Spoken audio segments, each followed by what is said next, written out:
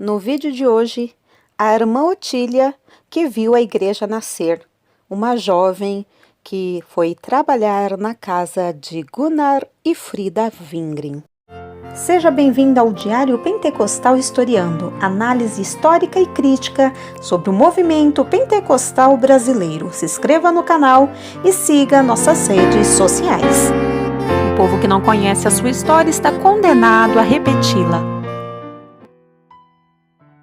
Numa humilde pensão em Belém, estado do Pará, nos idos de 1919, quando a chama pentecostal se alastrava pelos rios, ilhas, vilarejos, cidades e estados, uma jovem foi convidada para assistir a um culto evangélico. Segundo os inimigos da obra do Senhor, coisas incríveis aconteciam nesses cultos. Os incrédulos e até crentes de outras denominações inventavam boatos de arrepiar os cabelos sobre as reuniões pentecostais. A jovem, naturalmente assustada com essas informações, sentiu-se desestimulada e recusou-se, à última hora, comparecer à reunião. Com a sua recusa, uma outra jovem, Otília Maria da Rocha, aceitou o convite em seu lugar. Assistiu ao culto e nada do que diziam contra os crentes em Jesus aconteceu durante o tempo em que ali esteve. Não viu cobras nem lagartos que diziam aparecer entre os irmãos. O que viu foi um povo alegre e barulhento, Jesus salvando, libertando, curando e batizando com o Espírito Santo. Na primeira visita, como observadora, não aceitou a Cristo, mas na segunda reunião aceitou ao Senhor Jesus como Salvador.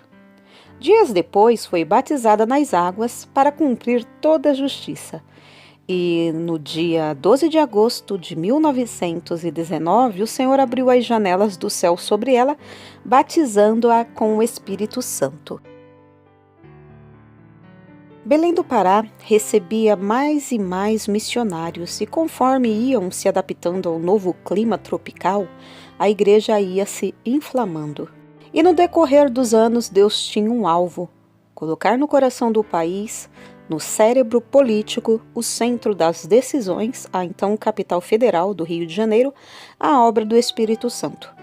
Ali o Senhor iria usar o missionário pioneiro Gunnar Wingren, como também iria usar em São Paulo o irmão Daniel Berg, em 1926. Foi no bairro de São Cristóvão, região cosmopolita da época, perto dos jardins do ex-imperador Dom Pedro II, a Quinta da Boa Vista, que Deus iniciou a obra do Espírito Santo em toda a sua plenitude. Em meio às dificuldades de adaptação ao novo clima, ambiente e circunstâncias, uma das jovens que viera com o missionário Gunnar Wingren não suportou a saudade e desejou voltar ao seu estado natal. Surgiu então a dificuldade, onde encontraram uma outra jovem para substituir a que regressava a Belém, assim como havia substituído a colega que rejeitara o convite para assistir ao culto tempos atrás.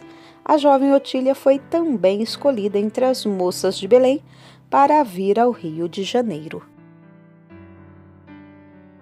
Foi uma bênção aquela jovem que veio trabalhar em casa da irmã Frida Wingren, pois teve a oportunidade de conviver com os novos convertidos, entre eles o jovem Paulo Leivas Macalão, que trocou a vida militar pela vida de vitória em Cristo Jesus e tornou-se líder respeitado.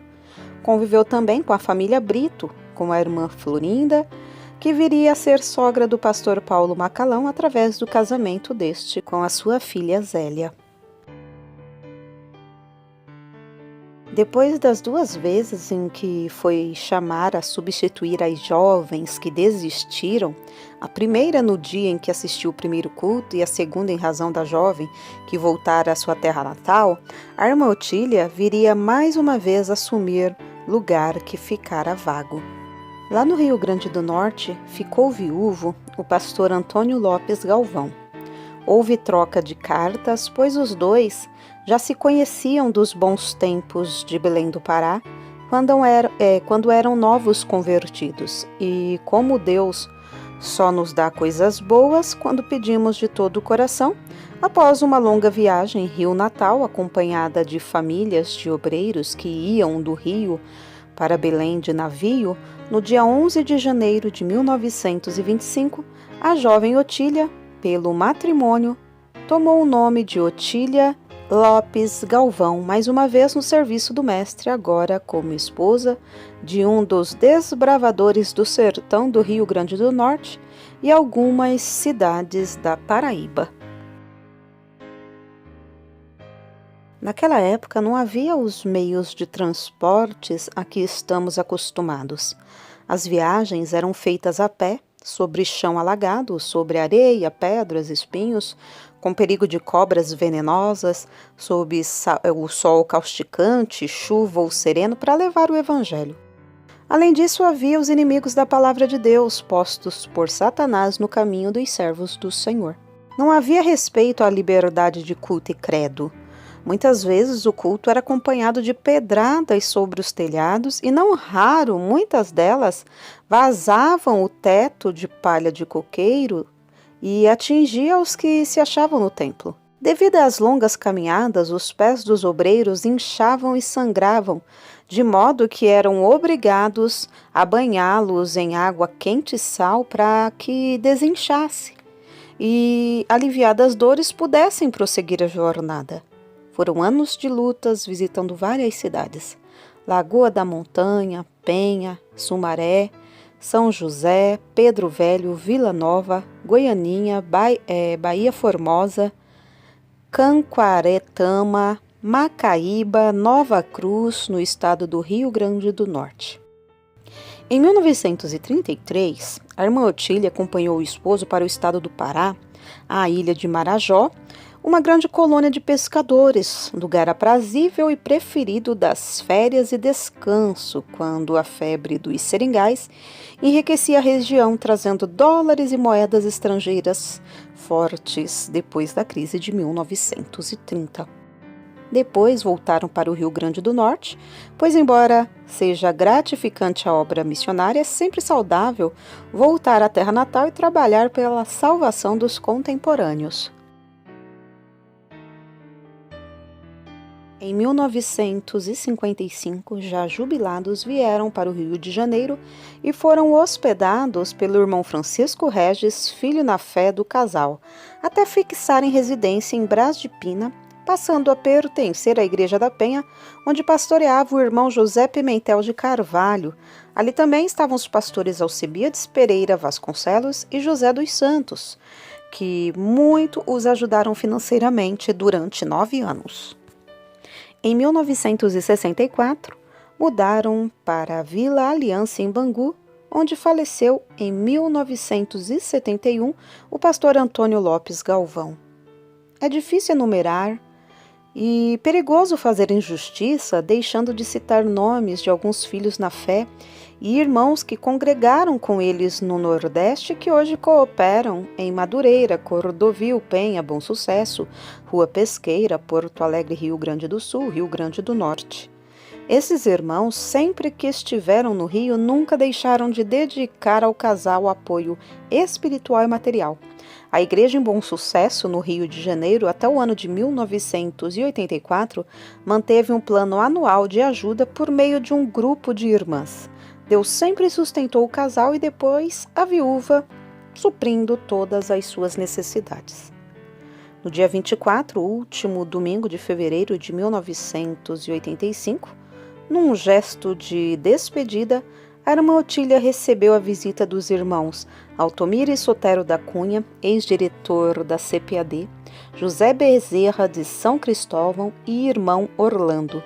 Estes tiveram tempo para testemunhar as muitas maravilhas operadas por Deus através do pastor Galvão e irmã Otília, quando ainda residiam no Rio Grande do Norte. Era o último encontro na terra. Depois de 2 operações, sempre lúcida e cuidando do lar aos 82 anos, a irmã Otília ainda viajou de avião até São Luís, Maranhão, tendo a oportunidade de conhecer o trabalho na Ilha do Amor, liderado pelo pastor Estevam Ângelo de Souza, onde ficou 6 meses, tendo estendido seu círculo de amizade nas igrejas.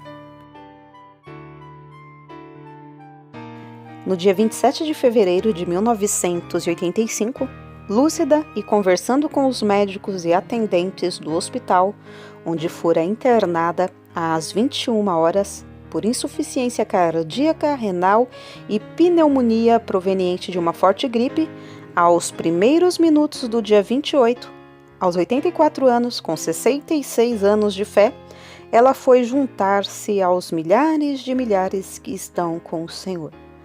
Lá está esperando a trombeta de Deus soar para a ressurreição.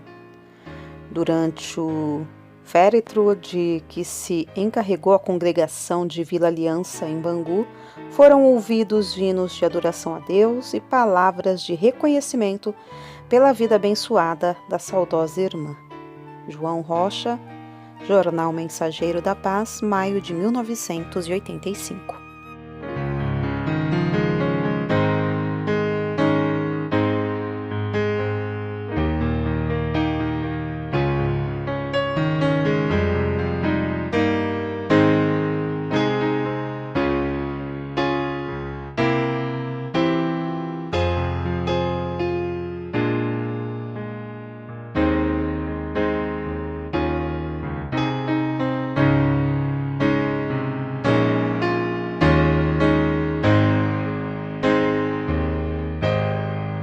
Porque nada podemos contra a verdade, senão pela verdade. Segunda carta aos Coríntios 13:8.